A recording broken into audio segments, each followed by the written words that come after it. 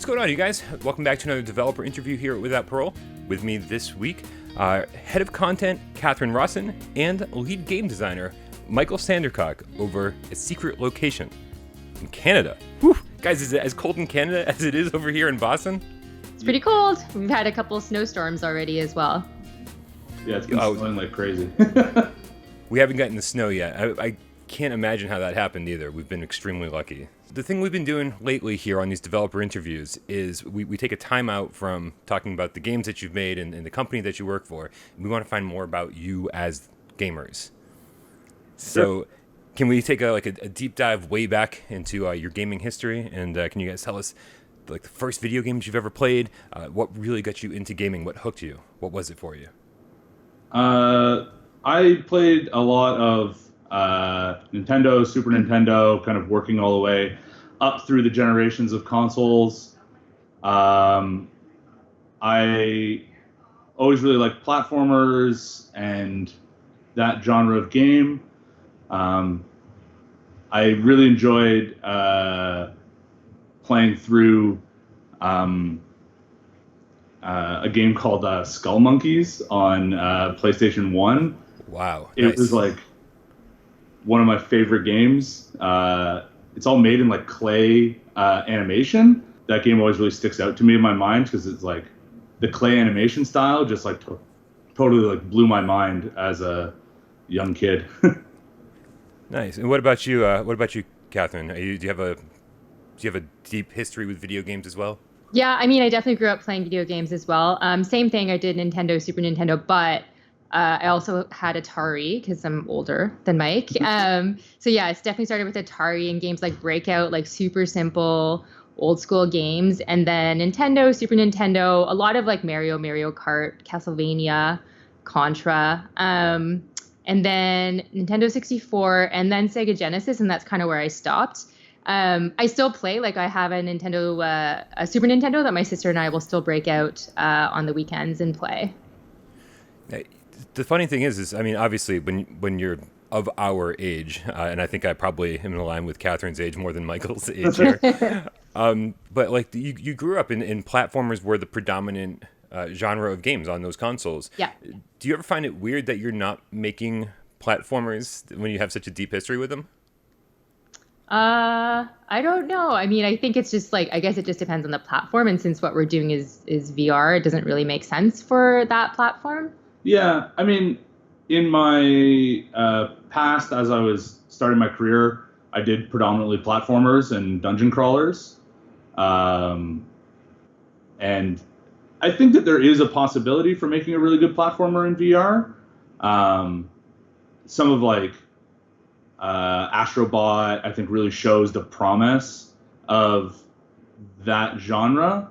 Even just being in that world and kind of looking through little windows in the environment and controlling your character feels really cool.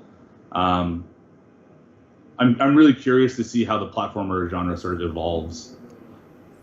No, I am too. But I'm a sucker for all things platformers. I'm a constant advocate for Mervils, which is definitely on the lower budget tier of VR games, but it's still very much like an N64 kind of platformer, and I'm oddly into that. So, I mean, you sort of brought us into this a little bit, Michael. But so where did you guys get your start in video games? Obviously, Secret Location wasn't your first gig. Yeah, for me, I started at a company called Get Set Games. We were doing iPhone games right when the App Store launched. Made a game called Mega Jump, and then through the sort of history of the iPhone, made a bunch of different games, mostly platformers and dungeon crawlers. And then another person who works at Secret Location, I knew them through school, and they reached out to me to join Secret Location when they were just starting to push into original content game development. And I joined to work on Blasterz the Universe. And Kathryn, where did you start? Well, I actually started I have kind of like a varied background. Like I worked in television for a while, and then I worked in animation for a while, and then I've been with Secret Location for about 7 years. So really, when I first started working on games, it was here. And before we did VR content, we did like a few mobile games, and we did some web games. So that was kind of my first work on a video game, was at Secret Location, actually. You've been with Secret Location for 7 years. How long has Secret Location been around? About 10 years. Okay. And do the two of you have a pretty good understanding of why Secret Location was formed or how it got formed? Great question. No, I mean, I think so there were 3 original business partners that came together and wanted to do interesting stuff in the digital space. So we had kind of like a business guy, a technical guy, and a creative guy. And then they started the company because they wanted to work on, have more control over the stuff that they made. And then the company has evolved quite a bit since then. Like it started quite small, and we've grown, a fair amount. And the projects we've worked on has changed over the years quite a bit. It was mostly work for hire early on. Yeah, it was all service work for hire, until about 3 years ago when we got acquired by Entertainment One, which gave us the ability to start working on our own IP and our own content. Yeah. When Secret Location was doing all the work for hire work, it tended to be focused on like cutting edge technologies and sort of pushing the envelope and experimenting with, trying to do some groundbreaking stuff and use weird new technologies. Yeah. And I think that's really where they got started with VR back in like the DK1 days, doing projects for various clients. And they did did you work on the Sleepy Hollow? I didn't myself, but yeah, that was our first big VR project. It was like basically a marketing piece for the TV show Sleepy Hollow that premiered at Comic-Con that year. I think it was 2014, maybe 2014. It was all DK2. Yeah, it was all like old school days of VR, and that was kind of our first outward-facing VR project that we did. Yeah. And Blasterz of the Universe was obviously your first big VR game, right? Yeah. Okay. Where did the idea for that come from? So, Secret Location has a small department that was called the Lab, where they were experimenting with just doing game prototypes and looking for new ideas and playing with motion controllers, which were pretty new at the time. We had just got some of the Vive developer kit motion controllers with like the weird like hat top before they were like the ring. So they were playing a lot with that. Obviously, shooters were really natural first sort of step. When I joined the team to help take over the game design on the project, there had already been a few shooters out on the market. I'm a big fan of bullet hell games in general. So to me, it seemed like a good opportunity to kind of see how that genre could be translated into VR. Not in the way that like it's a little ship, but like how can you be first person in a bullet hell game, which I had never seen before. I'd never played anything like that before. And then as soon as we started doing early experiments with it, just getting those like rings of bullets like flying towards you, slowly rotating, it's like, okay, this is gonna work. Like, let's just go all in on the bullet hell genre here. And I think wasn't the original title Wacky Weapons as well? Yeah. Yeah. There was like a hot dog launcher. Yeah, it was like, crazy. All sorts of like weird, wacky weapons. So that's kind of where the combinations of weapons started evolving from. At what point did it change from being kind of? I mean, it's still a game that's very tongue in cheek and has a good sense of humor. Yeah. But it's obviously a very different sense of humor than hot dog launchers. When did that game design standpoint change? So I think it was just sort of an evolution over time. Like we wanted the game to have a good tongue in cheek tone through the whole thing, and we really just like kind of making fun of Tron. So like but lovingly, we love Tron. But like, we of course, our bad guy is the guy who uploads himself to VR. But in the intro sort of like animatic that we have in it, he's really just like a guy who stole a VR headset and he's like hanging out in his basement without any pants on, just playing VR like the rest of us. So there was always that kind of like, we're in VR, but like really we're not. We're just playing a VR game, and that's kind of folds back into the humor of the game. And I think like that the bad guy Alwyn was a big inspiration. I'm not actually sure how we came up with that because I wasn't involved with the project in those early days, but our former creative director Pietro does the voice of him, and he kind of I think he must have invented that character, right? Yeah. So he just has this idea in his head of who he is, and he really kind of puts that energy into the voice. So I think that was a big inspiration for the tone of the game.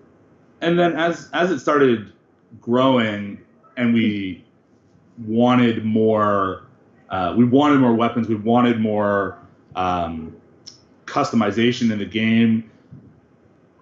We're big fans of like Borderlands and a bunch of different genres of games. So it was sort of like starting to pick and choose and look at different pieces that we could think about and how that would translate into the game. Especially early on, almost no games in VR had any sense of like progression. So we wanted to have discrete levels where as you make progress in the levels, you're getting pieces to your weapons and you're sort of unlocking new bits and making new combinations and sort of experimenting as you grow as a player through the 3 or 4 levels in the game. And it was just sort of like trying to find a good way to like, even if you can't beat the level, because it's a pretty hard game, even if you can't beat the level, as you make progress you get a piece here, you get a piece there, your weapon starts to grow and build. And just the necessity of that sort of ended up shifting us away from like hot dog launchers and more into like weird weapons. Like they're not like a regular gun. They are VR, like only video game guns that like the shots bounce and ricochet and like freeze people and do all that kind of stuff. I think we're already into this territory, but one of I asked our community if they had any questions for you guys before starting the interview, and our friend Jay Dow said, with wave shooters being so commonplace, how difficult was it for you to make Blasterz of the Universe so original? And so I think again we're already in this territory, but I wanted to make sure we give you full opportunity to expand on it if you had any more thoughts on it. Yeah, for sure. Like it's true. Like that, it's often really frustrating for us because when we launched the game in early access, the first comment we'd always get is, "Oh, it's just another wave-based shooter," and it's frustrating because on its surface, certainly it looks like a wave-based shooter, but we really pushed to try to move past that very basic waves of enemies move at you and really focus on the bullet hell, big boss fights, which weren't really a thing in any wave shooters at the time when we launched, and like a series of levels that you progress through with a series of different enemies and all different challenges that you play through. And like, you know, we played a lot of Space Pirate Trainer. We get compared to them a lot, and you know, it's a great game. It's insanely polished. It's so nice. And we were always like, how can we go that little bit further? How can we have boss fights? How can we have more weapons? How can we have more variety in the gameplay? And while still trying to respect the limits of early VR, which like Oculus at the time was really 2 front-facing sensors, so full 360 gameplay wasn't totally accessible to everyone. So we really wanted to make sure that the game would work on like the PlayStation VR and would work on the Oculus, as well as when you have a full Vive setup and you have a lot of room to move around. Like it was still very rewarding to keep moving around. Yeah, I think I know like when we've been at demos and have people playing the game, like the very physical aspect of it is what's very, very fun for people. Like they have a lot of fun doing it. And if you really lean into that, it can be really, really fun. Yeah. And I do think the comedic tone, like I think that does set it apart as well. Like definitely. we make a lot of jokes here. We have a pretty irreverent culture, and I think leaning into that and leaning into the ridiculousness of it is something that I think translates well and is really fun. Yeah. Now, coming off of Blasters of the Universe, that was the first game I was familiar with as far as secret location was concerned, and so Transpose to me came out of nowhere. Yeah. I was like, oh, these developers have a much bigger scope of things that they're capable of. Like they are not going to be the wave shooter team. They're not going to be the goofy off the wall team. Transpose felt very serious. It felt very, I don't even know, almost Zen-like with the soundtrack and the graphics. All really work together. And then you throw into these puzzles that are just, pretty mind breaking at a certain point. Mm-hmm. Where did the inspiration for Transpose come from? Let's start there. Yeah. So we were playing Does Not Commute, which is a mobile game where you drive cars through a city over and over and over. And every time you finish a route, the game rewinds, that car drives that path again. And those paths that you've driven become your obstacles in real time. You're like fighting with yourself in that game. And you're trying to think ahead about where you want to drive and leave space for other people, yourself, to move in the future. That sort of led to us talking about time rewinding as mechanics, and we were doing some early experiments with just trying to get IK onto the player's body. Inverse kinematics, where you see an avatar and the arms move and stuff like that. And that really revealed to us the sort of motion capture, for lack of a better word, capabilities of VR. It was just kind of us riffing on ideas and seeing what was possible, really. And then we started to think about, okay, if I could record myself doing an action, how do I move away from an adversarial thing where I'm fighting against those previous actions, but I'm trying to work with them? How do I work with myself and future versions of myself to, get a cube across a valley? And that just sort of kept evolving. We started building prototypes, and we kept seeing more depth that the game had to offer. The more you start messing with time rewinding and time looping and all these different mechanics, they really start to play off each other, and you can really start to escalate in complexity. And then in the game, we eventually move off of a flat plane, and you're able to rotate the world. You can walk on the walls and the ceilings, and we manipulate gravity in different ways. And it just kept building and building on itself. So it was just a really natural, I think, evolution of just us playing games and riffing on ideas that we liked. And I think a big thing also, which I think you've kind of said, but is that we always try to think about what is really unique that is something you can only do in VR. How do we make best use of that medium? And there are a lot of things in Transpose that I think speak to that. And then from a high level, when we started building Transpose, it was 2 years ago, something like that. Yeah. So at that time, we're one of our goals is obviously to monetize in the VR space. What are people going to respond to? What are people going to want to play and want to spend money on? Yeah. And so we were kind of experimenting with different genres, right? We had Blasterz, which was kind of a shooter, and now we wanted to try something more surreal, a puzzle game, and then also The Great Sea, which is more of a narrative, a short form narrative. So we were kind of on the spectrum of game and narrative, what is on that spectrum that we can experiment with and see what people respond to. And also community feedback. Totally. I don't think it's a coincidence that all through the history of Blasterz, all we kept hearing is, oh, it's another shooter. I'm so sick of shooters. Yeah. I hate wave shooters. Yeah. Even though when you look at the top 25 selling games in the VR market, they're all shooters. Everyone hates shooters, but it's the only thing anyone plays. But we were okay, nobody wants shooters. Let's make a straight puzzle game, no guns. It's not violent in any way. It's it's a pure puzzle game where you're working with yourself to try to like solve these problems. Okay, good.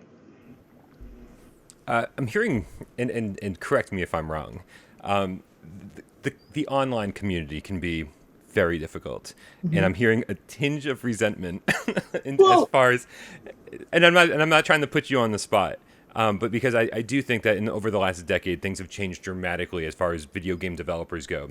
Yeah. Never before the year 2010 did you ever expect to ever hear a word from any developer ever. They's like, here's your game. No word at all, and that's it until the next game comes out. Here's your game, and now it's this constant communication with players. Totally. And so, how is that affected? I mean, other than deciding to do something completely other than a shooter, how has that affected how you make games? Yeah, I mean, like we really like engaging with the community. We really like talking with our fans, and just talking to people on our Steam forums and talking with people on the various VR Reddit communities, which tend to be a bit of a hotbed for community. And yeah, like to be honest, like we really kind of agreed with all the players saying we want something more than a shooter. So for us, it wasn't really like, it's not a bad thing that people are asking for something other than shooters. To me, as like a game designer, it's like, okay, great. People have an appetite for stuff that isn't just a pretty straight down the line shooter game. So like, let's do it. Let's go for it, and like, let's listen to what the people are asking for, and really try to give something to the community and the fan base that they'll really enjoy. Yeah, it wasn't like, you don't like shooters? Take this. Yeah. Like it's not resentful, I don't think. It's really just like, there's a lot of value to that community feedback and understanding what people are responding to and what people want to see. I mean, you don't want to just like, you need to have your own opinion on that as well. It's super valuable data to have, for sure. Yeah. Yeah, it must be tough because even just running a YouTube channel, the vocal minority is very, very vocal. And so it's always tough to sift that out and say, just because somebody's yelling and screaming about this doesn't mean that the whole world agrees. 100%. Yeah. So I think that's where I was going with that. I wasn't trying to be like, man, you must really hate your fans. No, totally. But I think that you're right. It can be challenging to try to figure out the vocal minority from like a broader trend, and like at the end of the day, sort of like what I said before, the top selling games are all shooters. So even though a lot of people are demanding different genres of games, like there still really is a huge market for like just a really good first person shooter. And like, I still go back and play Super Hot. Like I can't wait for Boneworks to come out. I'm pretty excited to see how that plays. And like even like Pistol Whip coming out, it's like, okay, rhythm and shooters, like, yeah, let's see how we can mash up this genre more and still experiment. Are you two Firewall players by any chance? I haven't played very much, but it is very fun. Yeah, it's definitely, when you can't sleep at 3 a.m., you're like, I wonder if anyone's online. There's always somebody online. Yeah. So I have two more questions about Transpose before we move on.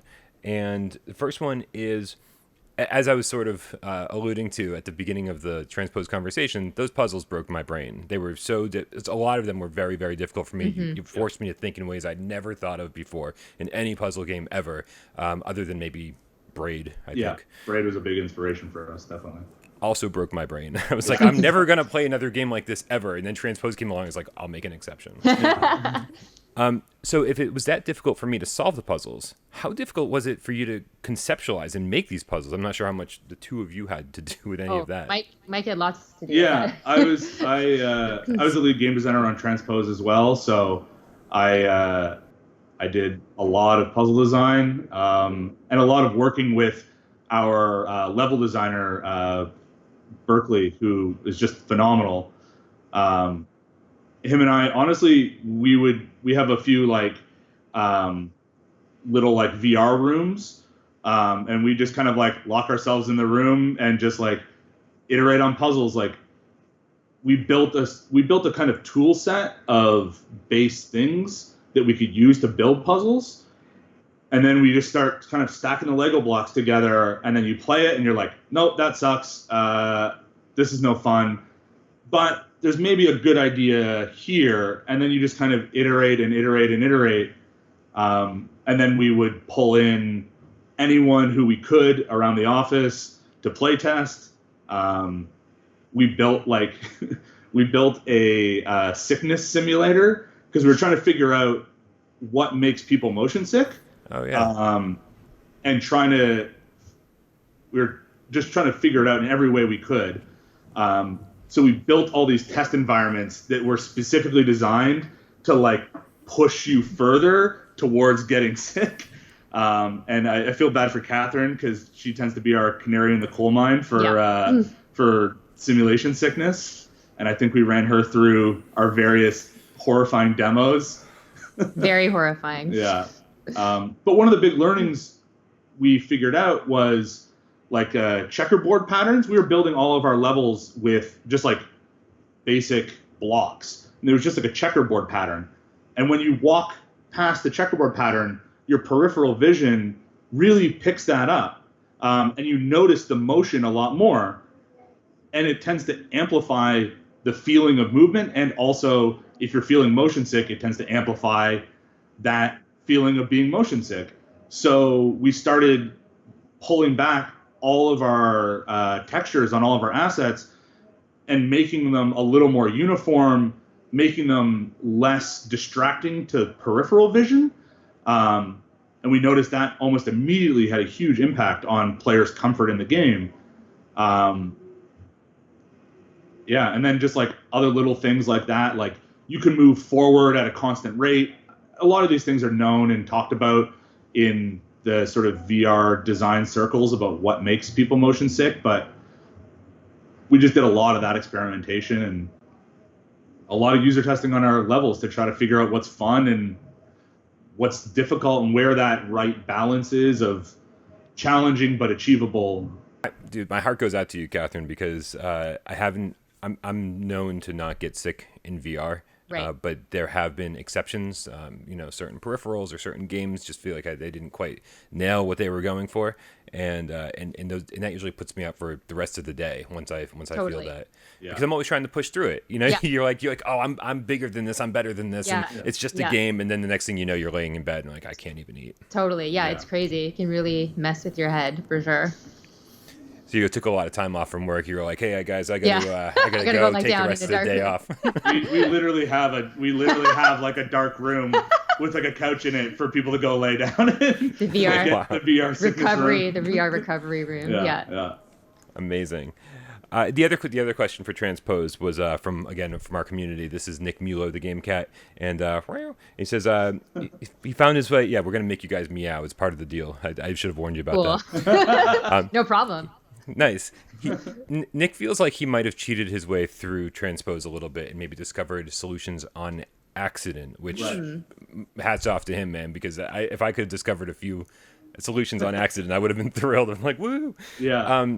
But was Transpose designed with like any kind of multiple solutions in mind, or was there a strict, this is the solution and go figure it out kind of mentality? So I think it's a little bit of both. Like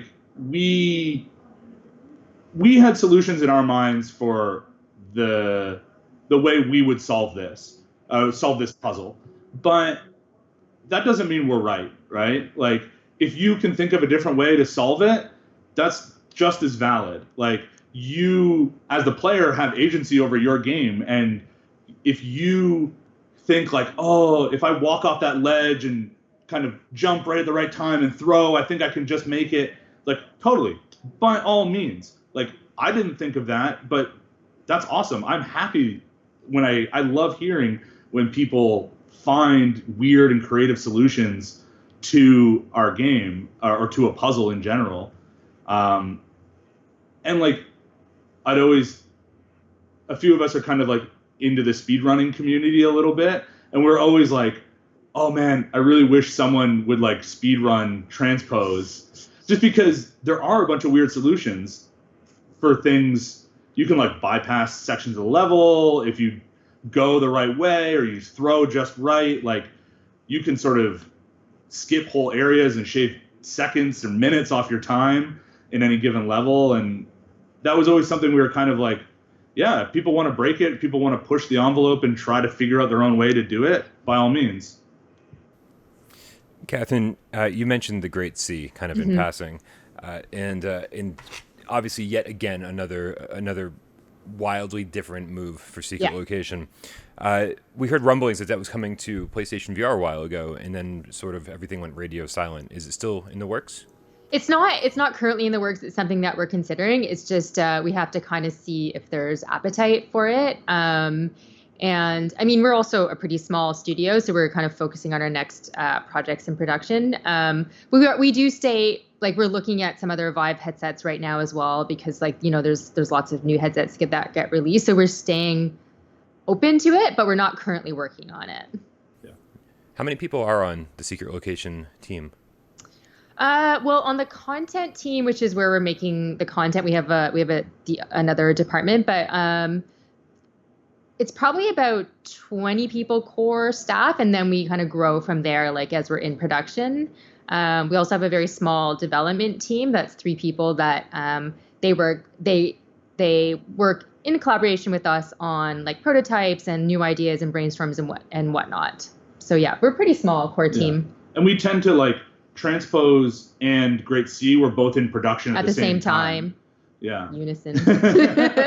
So it was like, I think Great C was a team of about 10 to 15 people. Yeah. And Transpose was a team of about the same, 10 to 15 people. Like 15 when we have the most amount of people on the team, and then it, like, you know, it scales up and down from that number. So pretty small teams, really. Yeah. And speaking of rumblings, I was talking to Claudia over there, and we said maybe you guys are going to be able to tell us a little bit about this Blasterz of the Universe multiplayer thing. Yeah. Yeah, for sure. So yeah, if you want to. Yeah. So we're starting to work on building out the Blasterz sort of IP and brand a little more. Mm-hmm. We've been doing multiplayer experiments with Blasterz. Just trying to, like, get the original version of Blasterz working in multiplayer. And then we have some new stuff sort of in the Blasterz universe that's working its way through the production pipes. So I think that, like, if you're into Blasterz and you want to play it with your friends, like, I think there'll be opportunity for that soon. Yeah. We're mostly looking at, like, arcade markets right now, and the sort of out-of-home market, because that tends to be a really good opportunity to connect with new players and see a little more money than the at-home market can generate. But, you know, we're just excited to keep working with the Blasterz IP and getting multiple people in there and playing at the same time. Yeah, when we made Blasterz, like, the idea of multiplayer wasn't even a thing. Like, that was not even a consideration at the time. There wasn't enough of an audience for it, but now there is. And so so we have, like, a cooperative multiplayer version of Blasterz that we're finalizing now. Yeah. So just to clarify, this isn't like this currently you're not looking at making a PlayStation VR version of multiplayer Blasterz of the Universe. Yeah, I mean, right now our focus is on out of home for it, but we're not abandoning at home market by any means, and we want to try to bring it to that platform as well. But we want to release at arcades first, and then we're gonna look to the at home market. Yeah. So, like, with the sort of multiplayer version of the original Blasterz, I definitely think there's opportunity for it to make its way into the home market eventually. But we're gonna put it out in the arcades first and see what the reception is and how well it does, and then kind of build from there. It's just amazing to hear people talk about arcades as profitable again. I know, it's so weird. Very strange. Yeah. It's super weird. But also awesome at the same time. Yeah, totally. Very cool. And so, as you know, we're about 12 months-ish away from the next gen of PlayStation hardware. Yeah. How does that impact what you guys are doing right now over at Secret Location? Are you looking toward next gen, focusing on the 100 million PlayStation 4 owners out there? Yeah. How does this all translate to the decisions you're making over there? Yeah. So we're definitely looking at it. As soon as we can get our hands on new hardware, we try to. You know, we haven't had access to anything. We don't really have any like secret information. Like we know as much as everyone else knows. But I like personally, like I'm really hoping they continue to build on PSVR. I really hope they move away from their motion controllers towards a controller that's a little more in line with what everyone else is making. Because I mean, we make it work with those controllers, but there's definitely some challenges in figuring out what the best just button mapping is and how you can work within the sort of limitations of those controllers. But yeah, hopefully, like with PlayStation 5, like more power is better always. So, like porting to PlayStation is a really big challenge. Porting to PlayStation 4 is a really big challenge. I think that's also part of the reason why Great C, the momentum behind getting it onto PlayStation slowed down, because as we started working on it, it was like, oh, this is going to be extremely difficult to do. Like even getting Transpose onto PlayStation was extremely difficult.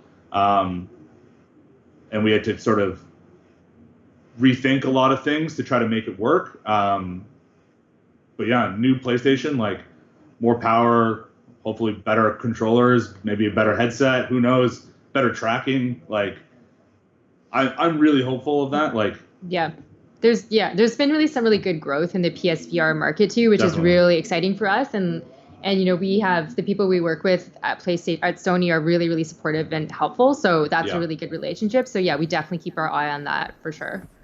Yeah. I've been saying over and over, I've never ever been the person that's been excited for the launch of a next generation system. I've always been very happy with whatever I have currently. Because especially you guys know, at the end of any life cycle is when you get the best games. These are the games that people have been working on for years. You know? This is the first time because of VR specifically, that I've ever been very excited for a next generation launch.